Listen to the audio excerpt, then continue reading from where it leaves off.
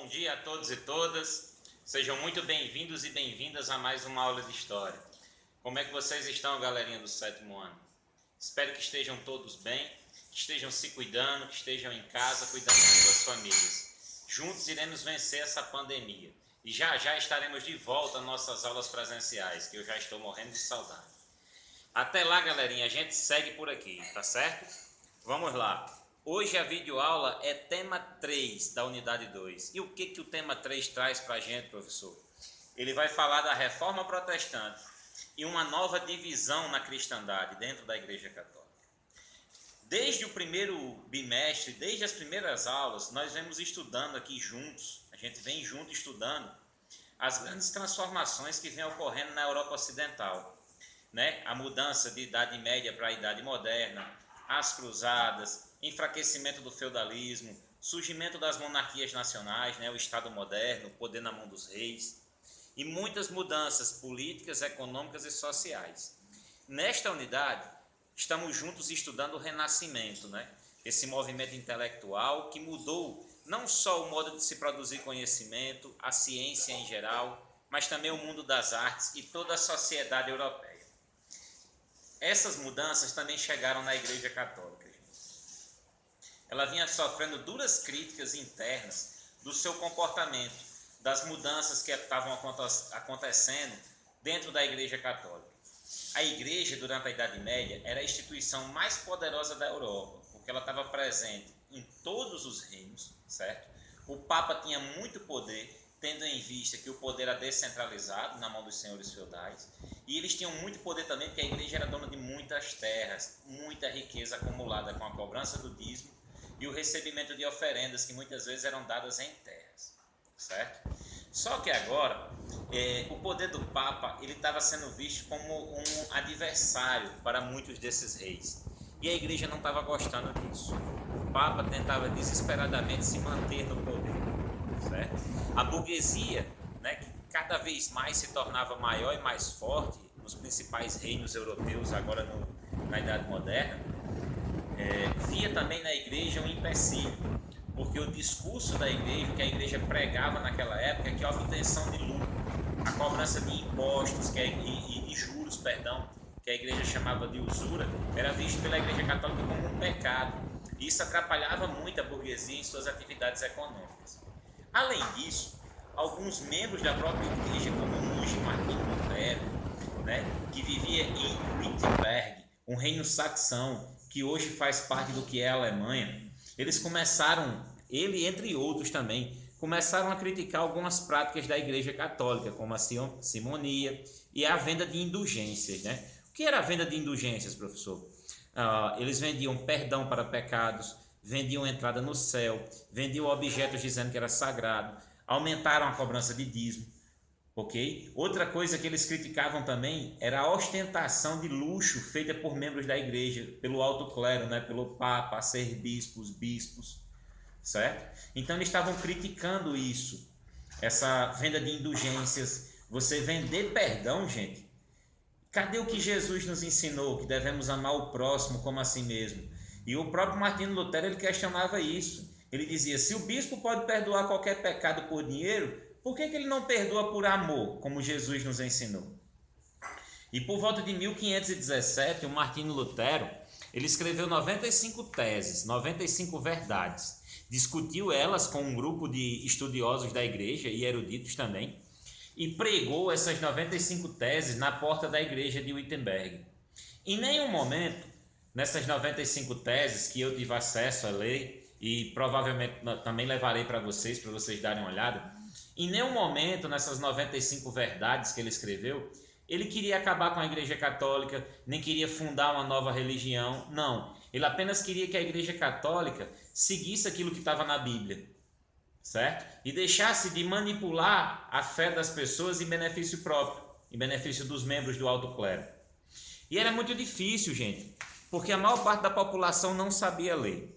Os livros eram caros porque eram escritos à mão, como eu disse a vocês, né? Tá certo que a imprensa do Johannes Gutenberg ajudou bastante na popularização dos livros, mas ainda era muito lento nesse momento.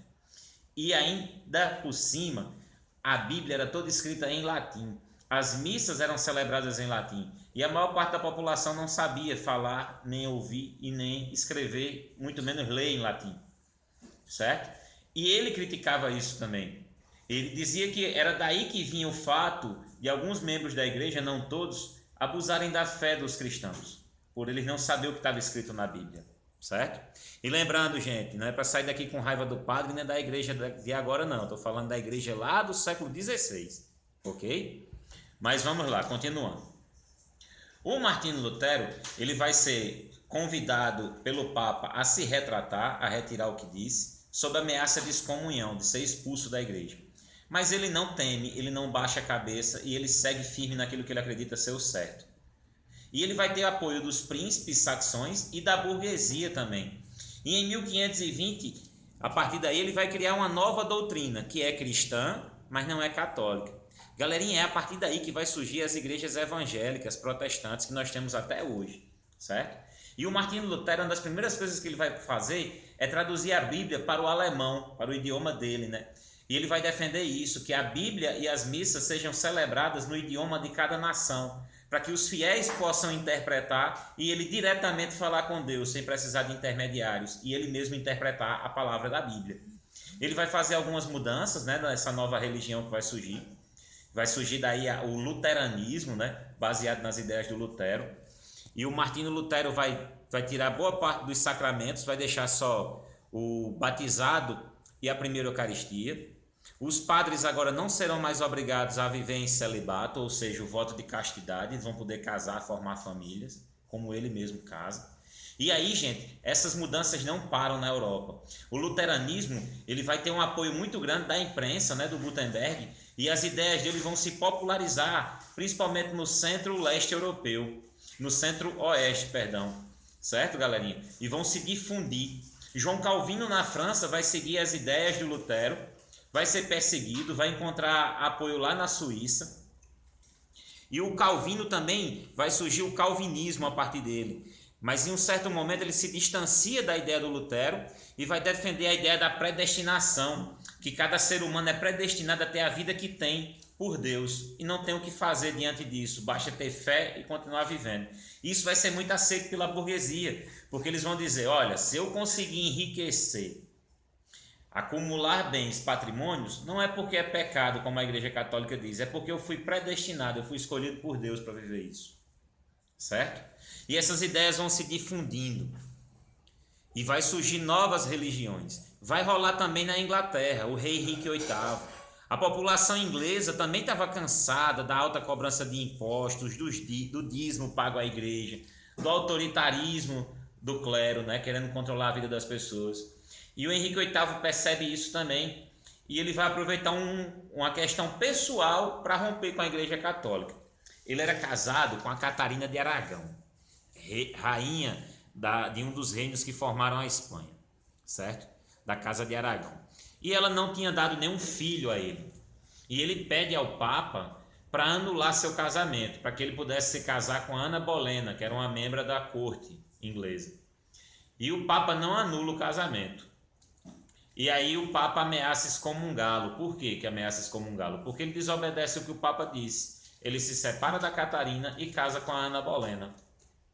O Papa excomunga ele olha para o Papa e diz, tá certo, meu irmão. E ele vai e expulsa a Igreja Católica da Inglaterra. Mas antes ele confisca todos os bens, as terras, a riqueza da Inglaterra, agora passa tudo para ele. E a partir daí ele vai criar uma nova religião, que é a Igreja Anglicana. Certo? E diferente da Igreja Católica, o chefe maior dela não é o Papa, é ele mesmo, o rei. Vejam aí o que é ter poder, né, meus caros? O Papa expulsou ele da igreja, ele expulsou foi a igreja toda do seu país, só para poder se casar com quem ele queria, com a Ana Bolena. Gente, essas transformações vão marcar muito a Europa e o mundo inteiro a partir daí. Essas novas religiões que surgem, que são cristãs, que acreditam em Cristo, mas não seguem a doutrina do catolicismo. Mas a Igreja Católica não fica parada não. Vem por aí a Contra-Reforma. Tem mais treta nessa história. Fica de olho, assiste essa videoaula, faz a leitura do tema 3. Já eu estou passando as atividades de vocês no grupo. E aguardem aí que vem tema 4, viu? Vamos ver qual foi a resposta da Igreja Católica para cima deles. Qualquer dúvida, estou aqui, é só avisar. Beijo no coração de cada um e cada uma. Fiquem em casa, se cuidem, cuidem de suas famílias, tá certo? Até a próxima!